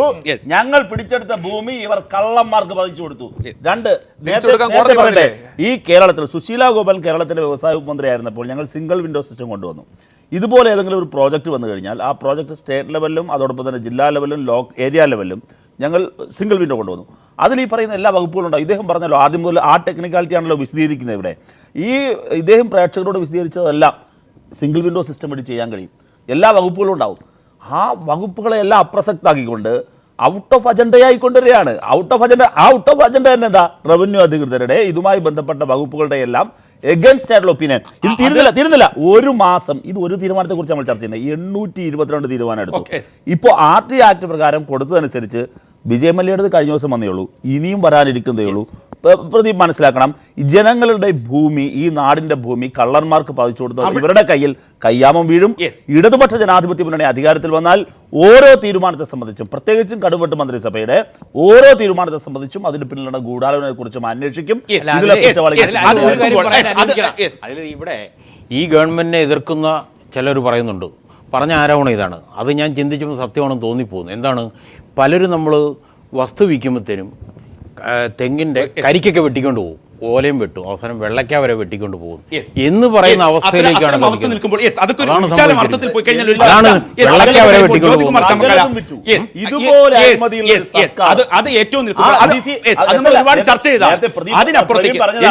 ആ അഴിമതി ചൂണ്ടിക്കാണിക്കുമ്പോൾ അതിനെക്കുറിച്ചൊന്നും ഉത്തരവില്ലാതെ എനിക്കൊരു അനാവശ്യം പറയാണ്, ഞാൻ കേസ് കൊടുക്കും എന്നെല്ലാം ബാലിശമായ പ്രതികരണം.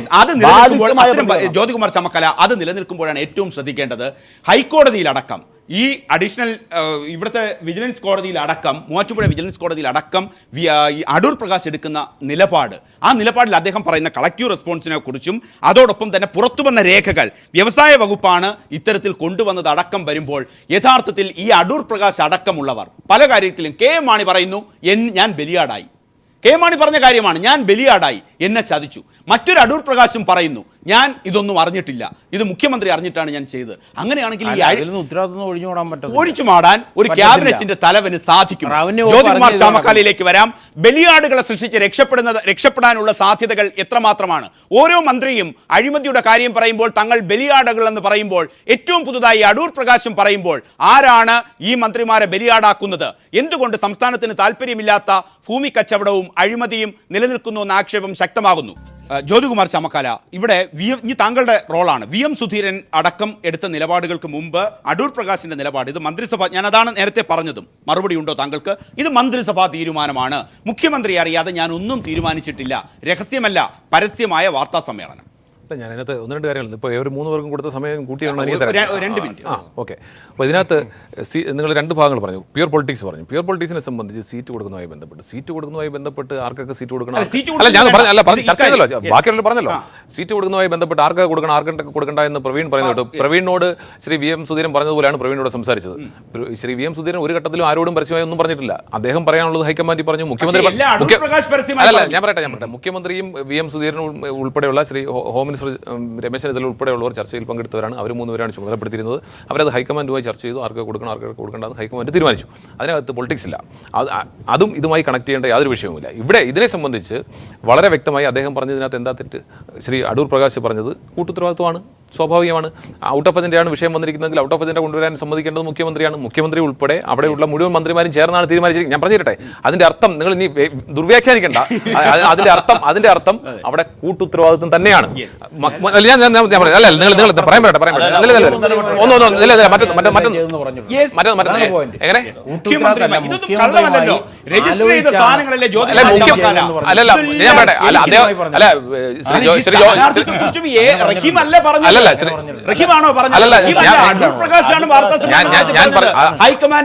ഹൈക്കമാൻഡ് തീരുമാനിക്കും.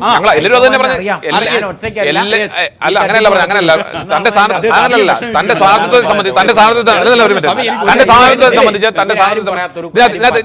ഞാൻ ഒരു കാര്യം പറയട്ടെ. ഇത്രയും വലിയ ഈ ഭൂമി കച്ചവടം ഈ കാര്യമല്ല മൊത്തം നടത്തിയതിന് പിന്നിൽ ഇലക്ഷനായി വരുന്നു, കോടികളുടെ പരസ്യം, ഇലക്ഷന് അസംബ്ലി ഇലക്ഷന് വരേണ്ടതാണ്, കിട്ടേണ്ടതാണ്. അതിനുവേണ്ടി ഞങ്ങൾ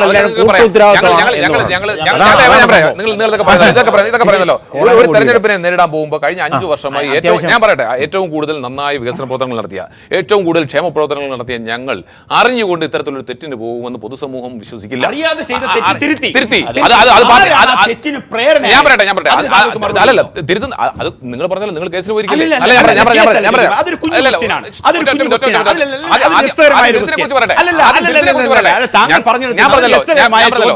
അതൊരു രസകരമായ ചോദ്യമാണ് ജ്യോതികുമാർ ചാമക്കാല. അത് പ്രേക്ഷകർ ഒരുപക്ഷെ അറിയാൻ ആഗ്രഹിക്കുന്നുണ്ടായിരിക്കും. ഞാനൊന്ന് പറഞ്ഞോട്ടെ. ഏറ്റവും അതെ, താങ്കൾ പറയുന്നു ഇതൊരു തെറ്റെന്ന് ഞങ്ങൾക്ക് ബോധ്യപ്പെട്ടു, പാർട്ടിക്ക് ബോധ്യപ്പെട്ടു, തിരുത്തി. അങ്ങനെ ഒരു തെറ്റ് ചെയ്യാൻ അതൊരു സിമ്പിളാണ്. അങ്ങനെ ഒരു തെറ്റ് ചെയ്യാൻ ഇങ്ങനെയൊക്കെ പ്രചോദനമായ ഘടകം എന്ത്? അതിനെക്കുറിച്ച് ബോധവാനാണോ താങ്കൾ?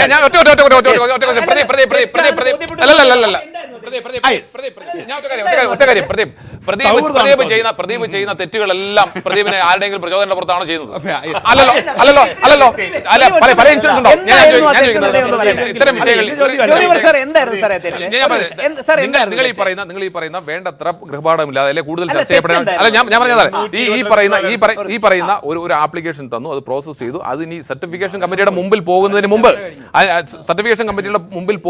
മുമ്പ് അതിന് സാങ്കേതികമായി ഈ പ്രോജക്റ്റിനെ ക്യാബിനറ്റ് അപ്രൂവൽ കൊടുത്തതിനെ സംബന്ധിച്ചുള്ള നിങ്ങളുടെ ആശങ്കകൾ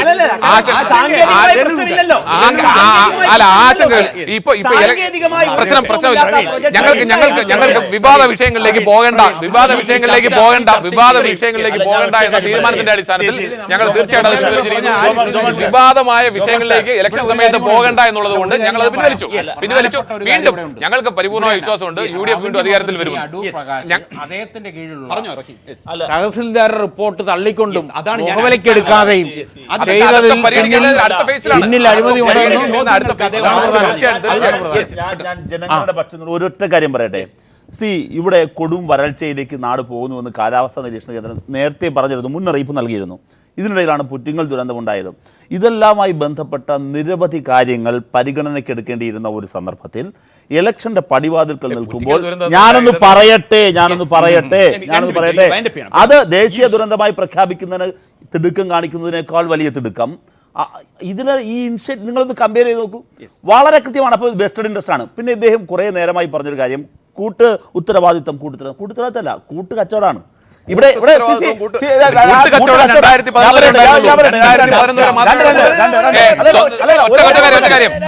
2011 സ്വന്തം ബന്ധുവിന് ഭൂമി വലിച്ചു കൊടുക്കുന്ന കാര്യത്തിലൊക്കെ ഉണ്ടായിരുന്ന കൂട്ടുത്തരവാദിത്വം കൂട്ടുകച്ചവടം നടത്തിയ എത്ര കാലത്താണ്? തെളിവ് വരാം എന്തെന്നറിയാമോ? എന്താ സാന്റിയാഗോ മാർട്ടിനോ ലിസ്റ്റാക്കോയോ?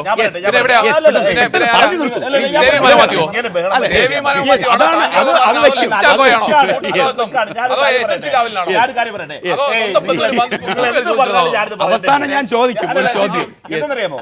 VM സുധീരൻ പോകുന്നു. ഇന്ത്യയിലെ ചരിത്രത്തിൽ ആദ്യമായിട്ടാണ് ഹൈക്കമാൻഡിൽ ഒരു PCC അധ്യക്ഷന്റെ നിലപാടുകളെ സ്ഥാനാർത്ഥികളെ തള്ളിക്കളയുന്നത്. ഞാൻ പറയട്ടെ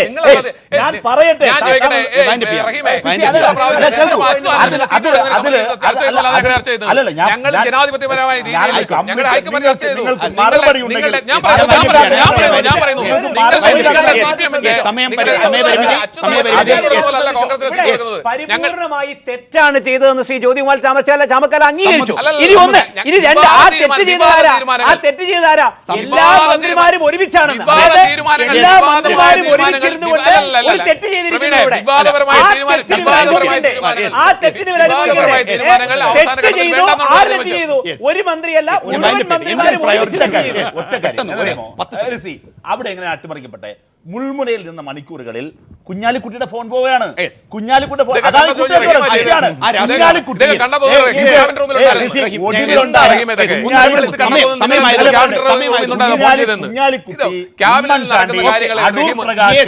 ഈ കൂട്ടുകച്ചവടം കടുംപെട്ട് കൂട്ടുകച്ചവടം നടത്തിയവരാണ് സുധീരനെ സീറ്റ് തോൽപ്പിച്ചത്. അതിന്റെ ആ യാഥാർത്ഥ്യങ്ങൾ നിൽക്കുമ്പോൾ ഇന്ന് ഈ ചർച്ച സന്തോഷ് മാധവന് ഭൂമി നൽകിയ കേസുമായി ബന്ധപ്പെട്ട് പ്രവീൺ ഉന്നയിച്ച ചോദ്യം, ഞാൻ എൻ്റെ പ്രയോറിറ്റി എടുത്തുകൊണ്ട് ആ ചോദ്യം ഞാൻ ജ്യോതികുമാറിനോട് നമ്മൾ നിരവധി പ്രാവശ്യം ചോദിച്ച ചോദ്യവുമാണ്. ജ്യോതികുമാർ ഈ ഭൂമി ഇടപാട് തെറ്റെന്ന് പറയുമ്പോൾ അത് തിരുത്തി, അത് അംഗീകരിക്കുന്നു. ഒരു ക്വസ്റ്റ്യൻ, അത് തെറ്റാണെങ്കിൽ എന്തുകൊണ്ട് തെറ്റ് എന്നുള്ള ഏറ്റവും താങ്കൾ തെറ്റെന്ന് പറഞ്ഞാൽ എന്തുകൊണ്ട് തെറ്റ് എന്നുള്ള ചോദ്യത്തിന് ഇപ്പോഴും ഉത്തരം തരാൻ താങ്കൾക്കോ റവന്യൂ മന്ത്രി അടൂർ പ്രകാശിനോ അടക്കം 25/4/2016 മൂവാറ്റുപുഴ വിജിലൻസ് കോടതിയിലെടുത്ത നിലപാടിനെ അത് വിജിലൻസ് കോടതിക്ക് പോലും അംഗീകരിക്കാൻ പറ്റിയില്ല. അടൂർ പ്രകാശ് ഹൈക്കോടതിയിൽ ദുരിതാന്വേഷണ റിപ്പോർട്ട് സ്റ്റേ ചെയ്യണം എന്ന് പറയണപ്പോൾ അപ്പോൾ ഹൈക്കോടതിക്കും അനുവദിക്കാൻ പറ്റില്ല. ഒരു കുഞ്ഞു ചോദ്യം, ഏറ്റവും വലിയ സമയമില്ല, ഇത്രയും സമയം ചർച്ച ചെയ്ത അതേ ക്വസ്റ്റ്യൻ ഇല്ല. കോടതിയെ കൂട്ടുപിടിച്ചുകൊണ്ട് ഈ ചോദ്യം ഞാൻ ഒന്നും വൈൻഡപ്പ് ചെയ്യുന്നില്ല, പ്രേക്ഷകരിലേക്ക് നൽകുന്നു. 127 ഏക്കർ ഭൂമി വിവാദ സന്യാസി ജയിൽ ശിക്ഷ അനുഭവിക്കുന്ന സന്തോഷ് മാധവന് കൊടുക്കാൻ ക്യാബിനറ്റ് തീരുമാനിക്കുമ്പോൾ അടൂർ പ്രകാശ് പറയുന്നു എനിക്ക് പങ്കില്ല. പിന്നെ പങ്ക് ആർക്കാണ്? അത് കൂട്ടുത്തരവാദിത്വമാണെന്നും അത് തിരുത്തിയെന്നും ചാമക്കാല പറയുമ്പോൾ തിരുത്താൻ ചേതോവികാരമായ കാര്യമെന്ത്? എന്താണ് തെറ്റ്? ആ തെറ്റിലേക്ക് പ്രേരിപ്പിച്ച ഘടകങ്ങളെന്ത്? പ്രചോദിപ്പിച്ച ഘടകങ്ങളെന്ത്? അഴിമതിയാണോ? ജ്യോതികുമാർ ചാമക്കാല, താങ്കൾ പറഞ്ഞതിനോട് ഞാൻ നിൽക്കുകയാണ്, താങ്കളോട് അക്സെപ്റ്റ് ചെയ്യുന്നു. എൻ്റെ അവസാനത്തെ ക്വസ്റ്റ്യൻ, അഴിമതിയാണോ? കോടതി പരിശോധിക്കുകയാണ് ഈ ചോദ്യം. അഴിമതിയും ഗൂഢാലോചനയും ഉണ്ടോ? അത് അന്വേഷിക്കാൻ സുതാര്യമായ അന്വേഷണം വേണമെന്ന് പറഞ്ഞത് വിജിലൻസ് കോടതി, മൂവാറ്റുപുഴ വിജിലൻസ് കോടതിയും ഹൈക്കോടതിയും. കാത്തിരിക്കാം. അപ്പോഴും ഈ ചോദ്യങ്ങളായി തന്നെ നിൽക്കട്ടെ. ഇടവേള. പങ്കെടുത്ത എല്ലാ അതിഥികൾക്കും നന്ദി.